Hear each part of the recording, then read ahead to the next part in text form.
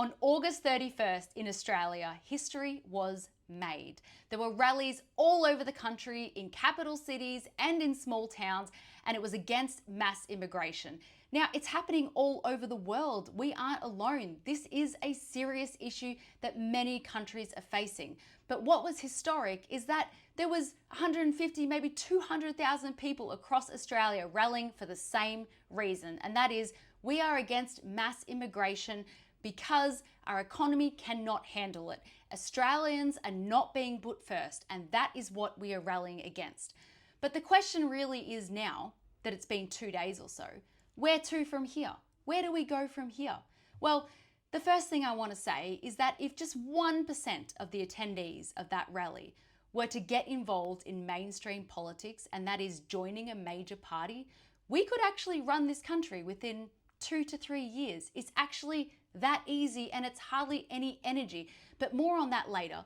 The other problem is that these events had a few issues. Now, they were organically grown and it was beautiful, but they were hijacked by the National Socialist Network, which is the Nazis. They call themselves Nazis. This isn't mainstream media propaganda. They literally are proud of being called racist or being called neo-Nazis. That's what they call themselves. So tens of thousands of people went to these events and they did not know that it was being run by Nazis. Everyone has a right to freedom of speech, including the neo-Nazis and the NSN. They have the right to have an event, to speak on stage, but the difference is they should tell people beforehand. They should be transparent about it, who's speaking, what the point of the rally is, etc. That didn't happen in this case. The organisers pretended that they were not associated with the NSN, but in fact, they actually were planning the whole time to give them the microphone. This is not okay, and we need to make sure that this doesn't happen again. Now, if the NSN want to have their own event and be transparent about it being their event with a poster with their logo and have all the speakers announced, that's totally fine. If people want to go to that event, that's their right. I have no issues with that at all.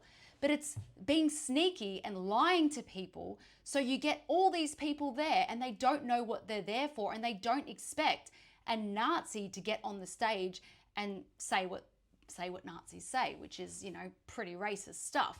But anyway, I hope that reputable, experienced people who know how to run rallies safely with enough people in high-vis vests and things like that, and they liaise with police, and it's all above board, and they're transparent about who's speaking, etc.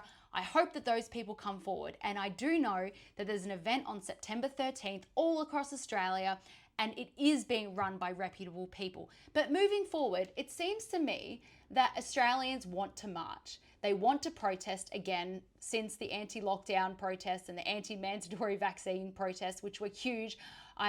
There's an appetite again. So I hope that a group comes forward who is transparent with the people so that they know exactly what they're going to.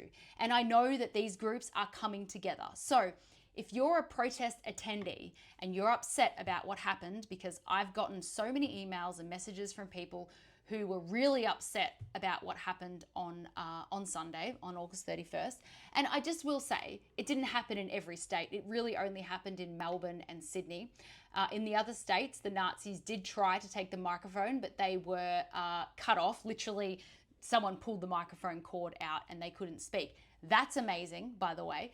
So I hope moving forward that there is an option for people to march peacefully and safely without Nazis speaking on stage. And I think that's going to happen. So just hold tight for that.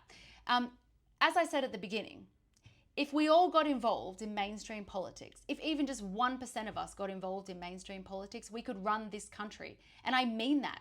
Like, it's actually doable. It is tried and tested, and it is doable. All you need to do is get a few friends together, join the local branch of the Liberal Party or even the Labor Party, right? And you can do things from within, It's called being strategic, okay? You might not like the idea of joining a major party. I get it. It sounds weird and it's really hard to swallow that idea. But if you know that it is for a longer term goal, then you can do it.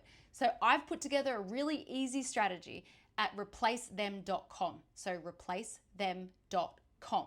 Go there and you'll see the tips. It is super easy. This is organic. No one's organizing it necessarily. It is literally just an idea that you can take on. So in conclusion, let's get involved in mainstream politics, because if you want to change immigration policy, that is the way to do it. So go to replacethem.com, see the tips, join, and let's do it together. And secondly, if you're a protest attendee, rest assured a group of people will come together to offer you regular rallies that are safe and transparent so that you can continue to wave your flag with pride, knowing that you're safe and you know exactly what's going to happen. So overall, it's really great to see that so many people are passionate about their country, and there's a lot that we can do with that. So regardless of anything that happened on the weekend, this is a great sign and we have really great things ahead of us. So anyway, I'll see you guys in the next video.